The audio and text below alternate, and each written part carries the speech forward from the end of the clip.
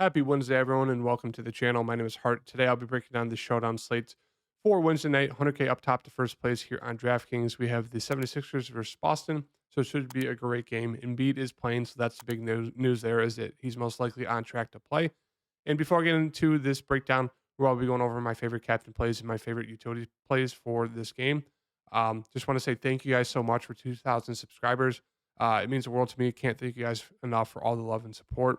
2,000, absolutely wild, crazy, insane, just insane. So thank you guys for that. Um, Make sure to hit that like button and subscribe, turn that notification bell. If we get to 3,000 subscribers by the end of the playoffs, that'd be huge. So once again, thank you guys for all the support. Make sure to hit that like button.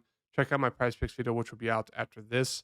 And I will have a PGA video. I'm starting to do PGA again for you guys who like PGA DFS. Uh, had a very hot start to this season, a few sweats of the big tournaments. So yeah, looking to continue that into the PGA season. But yeah, let's get into this breakdown. Before we get into the breakdown, just want to do a quick recap of my lineup from yesterday. Missed cash by like I think 6 or 7 points, which is a little annoying. But once again, the core plays were very, very solid. So on my Patreon, the core plays yesterday were Brunson, 14.9%. He went for 45, which is super, super solid. Really low owned on only a 2 game slate there. So that was huge. Super frustrating because he only had 3 points halfway through the second quarter. 3 points, like a rebound and an assist. So he was doing god awful there in that first half. Really turned it on in the third quarter. I think he went for like at least 15 points, if not more. So could have been a mess tonight there from a low on Brunson, but still, I'll take 45. The second core play was Gabe Vincent, obviously super chalky. He had a solid game there, 33 fantasy points. The third core play was Anthony Davis, who was surprisingly decently low owned on the slate, and he was in a monster game. I talked about this in Patreon. Absolutely loved AD last night. Expected him to be super, super aggressive, and that's what he was. He went for 30 and 23 with 5 assists, 4 blocks, 75 fantasy points. So we got a solidly low owned Anthony Davis on a 2 game slate where there weren't a lot of spend ups, and he absolutely smashed. So that was key there for the third core play. And then Austin Reeves was the fourth core play for us, 31% ownership. Just had a bad game, 21 fantasy points. The minutes were there, 39. He only shot at 4 of 9 times. Usually he was shooting like mid teens. And he just wasn't really productive. Just kind of had a letdown game, which is, I guess, fine. He's only 6,000, so didn't kill us. But yeah, missed cash by a few points there. Just because of guys like Rui, didn't really want to land on him. It's just I already had Vincent, I already had Martin. I had Struce, Lowry. I didn't want to play 5 Heats. Like I had Kevin Love in here. Then I was like, I'm gonna pay down. I did like Clay Thompson a good amount. I mentioned that. He went for 37 or 38. He actually had like a decent game. So I just couldn't put him in my lineup. I'd rather pay down for like the mid range guys for the Heat, and it just didn't work out like that. So yeah, had Anthony Davis, which was great. The core plays have been super, super solid the past 2 days, and I am frustrated just because I recorded this video. It was like 15 minutes long, and realized that the volume just wasn't connected. Like it was plugged in, but it was plugged into the wrong port, so it just did not record my volume, which is super frustrating here. But for this breakdown for the showdown slates, the spread right now between the 2 games is 7.5 point spread. As I mentioned, the big news is that Joel Embiid is most likely on track to play tonight. So that's obviously huge news for this whole game. But let me double check real fast, see if it updated. Yeah, 7.5 point spread favored to Boston, and it's 217 game total. So getting into this Philadelphia side, I think it's a pretty easy side to break down. Just because with Embiid back, I'm assuming he's going to play, I would guess, at least 30 minutes, if not closer to his normal minutes of like closer to 40. Because if he's good to go, I'm assuming he's kind of like Giannis. Like if he's good to go, usually that means he's playing the full amount of minutes he can. So that should be fine. I guess still a little bit risky, but that should be fine there. It'll be interesting to see what his ownership's like for tonight. If people are scared by the injury, if they're scared by Boston's defense, we're gonna wait and see what the ownership's like with him. But the issue there's I guess the only issue is if they double team him like the Nets did. Like the Nets double teamed him and they did great. 15 shot attempts, 11, 13. He was a guy who's averaging pretty much like 25 shot attempts per game, as well as getting to the free throw line a ton. They really limited Embiid in that series. Obviously, they did not win a single game, but they did a great job on Embiid. It'll be interesting to see if Boston tries to steal that strategy there with double teaming him in literally every single play at the top of the key. Um, Obviously, we won't know until tonight. Maybe it kind of limits his upside there if they do that, just because as we saw, 42, 59 actually had a solid game there, but then 34. So it'll be interesting to see what happens here. So right now, I think I really like him as a utility play. I just don't know if I can land him in his captain play. I just kind of want to see how Boston handles him. So if he's like a low owned captain play, like if he's not going to be like 20% or more in the captain spot, I do like taking a shot on him in there. Um, but yeah, that's kind of Embiid. Obviously, love him. Harden, he's still a very solid captain play. We know he has huge upside even with Embiid. He'll be more of a playmaker now. He will have more assist upside, but still really like Harden there at 15.3K in the captain spot. We're gonna move back to the utility spot price tags though for these teams. So yeah, I prefer Embiid as of right now in the utility spot, just depending on the captain ownership, maybe in the captain spot. Harden, I think he's great for either one, captain or utility. Obviously, those two lead the team in terms of usage, and it really makes these guys in the mid range a little bit too pricey for me. Like, still, I think Maxi's a fine play. I would assume they're still going to start him. I know they did have a weird lineup during kind of the second half, closer to the end of the season, where for a bit they weren't starting him, which made no sense. But yeah, I think we can expect mid 30s minutes for Maxi. I expect his shot attempts to go down a little bit here. Maybe if they are double teaming Embiid, maybe he could see 20 plus, but I'd assume mid teens for Maxi, 35 to 40 minutes. He has upside. You could definitely throw him in a captain if you're feeling a little bit risky. Like, if you're making one lineup, I don't think I'd do it. But if you're making obviously 150 or a good amount of lineups, I'd say sprinkle in some Maxi and sprinkle in some Harris because they do have upside to go for like 35, 40 plus if they're really on. But, we know Embiid and Harden suck up all the usage. So more of utility plays for me for Maxi. Harris, I think he's just going to be a full fade for me. He's just way too inconsistent playing alongside guys like Maxi, Harden, and Embiid. So as of right now, you can put him in the utility spot. I don't think I'd put him in a captain unless I was making 150 lineups. But right now, he's probably going to be a full fade for me just because he just kind of struggles to produce alongside of those three main guys. Reed, now that Embiid's back, out of play for me. Melton, I think he's an okay play. Like, his minutes will slightly go down. He'll probably be anywhere from like 19 to, let's say, 28 minutes. Just really depends on how uh, he comes off the bench and if he's shooting well, they'll extend him.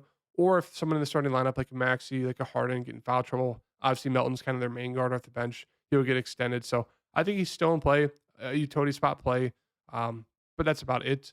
Tucker, if you're looking for someone who is a cheaper option, we don't really have much cheap options under 4,000. Tucker's kind of the main guy on the Philadelphia side. So if you're looking for a lower owned guy, you could definitely look to him. And then they'll sprinkle some minutes to guys like McDaniels and Yang, but don't think there's a need to get to them. They'll both be playing anywhere from like 5 to 12 minutes. So I just don't think there's a need to land on them. So right now I'm going to throw Embiid in the utility spot. On the Boston side here, the big news is Marcus Smart. If he's out, obviously it just raises the floors and ceilings of guys like Derek White, Malcolm Brogdon. They'd both look like really, really strong plays there. They'll probably spread out a few extra minutes to guys like, Brown, Tatum, even though they're already playing huge minutes. Maybe they'll throw a few to Sam Hauser. Maybe they'll throw in Peyton Pritchard for like 5 to 10 minutes. Nothing too crazy. It all really just makes kind of White and Brogdon really, really solid plays. Now, if Smart's in, um, it just becomes more of an ownership play between the three guards for me, between Smart, Brogdon, and White. Um, Smart's kind of been the most consistent of the three. Like, he has the most consistent minutes. He's actually been super aggressive there in that Atlanta series. He had solid upside. So it's really just more of an ownership play for me as of right now. If he is in, I do like taking a shot on Derek White, though.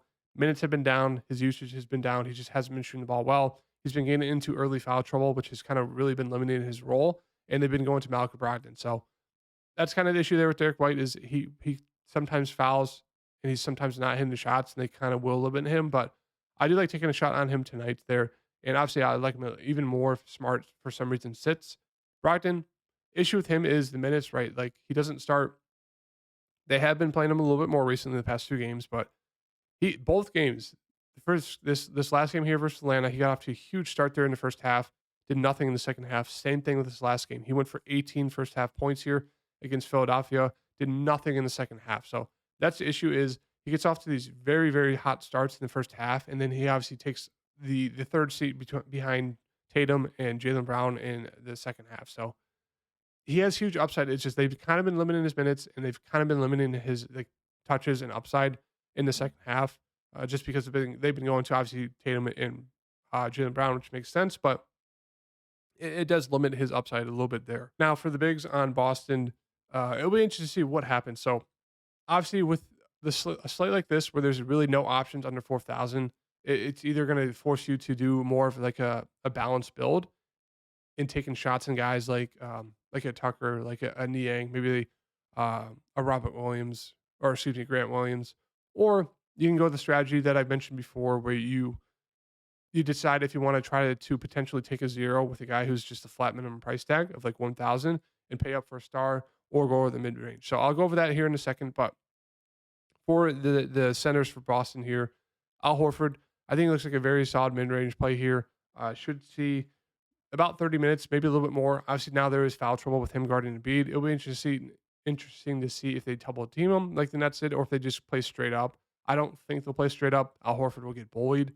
So I'm expecting some sort of double teams, but yeah, a lot of foul trouble for Al Horford. So it definitely makes him a little bit riskier, but still, I think he's a very solid value play, or excuse me, mid range play there. Robert Williams, I like him a lot more now. He's, kind of floating around 20 minutes. Minutes haven't been great the past two games, but now with the chance of Al Horford getting into foul trouble, I do think I'd rather go to Robert Williams over Al. Maybe they start Robert Williams alongside Al. I don't really know what they're going to do with the starting lineup. We'll have to wait and see, but I do like Robert Williams a good amount for tonight there at 5,000. We know the upside with him, especially if Al Horford gets in foul trouble. Robert Williams is foul prone at times too, so it could get a little dicey here with the center rotation for Boston. Maybe they start Grant Williams. I know they like throwing him on the opposing centers, like they did for Giannis, like they did for they do for Embiid. So the only downside with him is he has not been playing minutes, but if he does get the minutes, like mid teens to 20s, like he can produce. So at 3,200, he's probably my favorite guy under 4,000 across the board for today. I do think there's a very, very good chance he either starts, or if he comes off the bench, plays at least 15 plus minutes. So obviously it's not a guarantee, but I do think they will look to him to kind of help out with guarding Embiid, just because he's a solid defender and he's a big body. So do like Grant Williams a good amount. Really like Robert Williams. The Williams bros, I like them a good amount here. And then, as I mentioned, that strategy where I talked about, where you know either for Boston or Philadelphia, or a mix of the two, it'll allow you to, let's say, if you wanted to get Tatum in your lineup, uh, I'll go over my favorite captain. As of right now, my favorite captain play is going to be Jaylen Brown here. I think I skipped over him. I think I skipped over him and Tatum. If I did, I'm sorry. But yeah, both should be playing 40 plus minutes. Tatum obviously a little bit more upside there compared to Jaylen Brown, just because he's more of the playmaker as well. Like he gets rebounds, he gets more assists than Jaylen Brown, and shoots the ball more. He's their main guy, so that's why he's priced up about 2,400 more. But I do like the ceiling on Brown. Last game was weird. He scored 14 first quarter points and only shot it 10 times the rest of the game, or the whole game. He did not shoot in that second half. I don't know why. They just did not look to him. So I like him here in a bounce back spot. We know, as we can see previously, he was averaging over 30 points per game. I think it was about 31 technically, 40 minutes per game, and he was shooting mid 20s. So I do like the upside there with Jaylen Brown. He can go for 45, 50 plus there if he's having a really solid shooting game. So right now, my favorite captain play there is going to be Jaylen Brown, because he's a lot cheaper than the three main guys of uh, Harden, Embiid, and Tatum, and it allows you to get to at least one or two of those guys in the utility spot. So really like Jaylen Brown right now as my captain. Embiid is a utility, and Derek White is a utility. And then, as I mentioned, with that strategy here, so it's like if you do want to get to another superstar in your lineup here in the utility spot, and you want to go that route of potentially taking a zero, I'll explain why. So let's say we throw in Tatum. He's 11.4K. Let's go down to uh, a guy here in the 1,000s. Now, I did this Saturday night where I would have cashed even if my guy who was $1,000 did not play and got a zero. But it really worked out where I took Jock Landau. I saw him at 1,000. I was like, if Aiden gets in foul trouble against Jokic, they had to look to Biyombo, who is like the second string center. If he gets in foul trouble, what happens? They look to Jock Landau. He's like the third option. So Aiden obviously got in foul trouble. Biyombo got in foul trouble. and he's just not, almost just not good offensively. So they did look to Jock Landale to be that second string center in the second half. He only had like 2 points. Like he played like 5 minutes, but it kind of worked out where it's like he got like think 2 or 4 points. Even if he got 0 points, I'm still gonna cash with a zero from him. But yeah, he got a few points, and then obviously they got blown out, so he got a little bit extended run. I think he got to like 9 or 10 fantasy points. But the similar situation here with um, Al Horford, Robert Williams, and I guess you could throw Grant Williams kind of in that center rotation if you want to. But I'm looking towards Blake Griffin here at 1,000, who could kind of be that third option there for the center rotation, kind of like Jock Landale. So it's one of those things where for this strategy, if you want to take a zero, it makes more sense to go for a guy like Blake Griffin, who could see like 5 to 10 minutes. But obviously, if he still gets a zero, it's fine because price tag. So 11.4K for Tatum, 1,000 for Tatum, or 1,000 for Blake Griffin. So 12.4K between the two. Do you like the upside more of Tatum and, let's just assume a zero from Blake Griffin, but you're able to pay up for Tatum? Do you like that more, or do you like the just more of the mid range where, let's say, for a similar price tag, you can go to Al Horford, Malcolm Brogdon? Obviously, they both have the minutes. They both have, I'd say, more upside, but it's like Tatum could potentially score more, the same, if not more, of these two combined, and it allows you to get to um, just a superstar. So that it's like an interesting strategy where it's like you can throw in Tatum, you can throw in Blake Griffin, and you still have 7,100 left over to get to, let's say, like one of these mid range guys. Like let's just say Smart for this example. It doesn't have to all be Boston. It's just kind of how the price tag works out. Would you like rather get to this Tatum, Blake Griffin, and Smart, or would you rather get to let's just say similar price tag as Tatum and Blake Griffin, Smart, or just throwing Horford, and then like a Brogdon? That's kind of the strategy there, is that you take a zero just because it allows you to pay up for that superstar and kind of have similar upside. Now, if the projections are saying that you go the mid range build, do that, but that's another strategy just to get different from the field for a single game showdown slate. So it can cash. It cashed for me on Saturday night. But yeah, it allows you to get very different from the field because not a lot of people are going to be like, oh, I want to take a zero, and realize the fact that you're still having similar upside, if not more, potentially taking that star. So that's a strategy there. Right now, favorite captain play is going to be Jaylen Brown. Love and beating the utility spot right now. Derek White in the utility spot. Obviously, we have to kind of wait and see what the starting lineup is going to be for both 76ers. Like, is Maxey going to start? I assume he does, but they can get a little bit weird with that. And the starters for Boston with, is Smart going to play? Is he going to start? Or excuse me, is he going to play? If he does, who's going to start to guard Embiid? So those are my thoughts right now for the showdown slate. I will have a PGA video after this as well as a price video, so make sure to check that out. Hit the like button. I'll see you guys in the next video. Peace.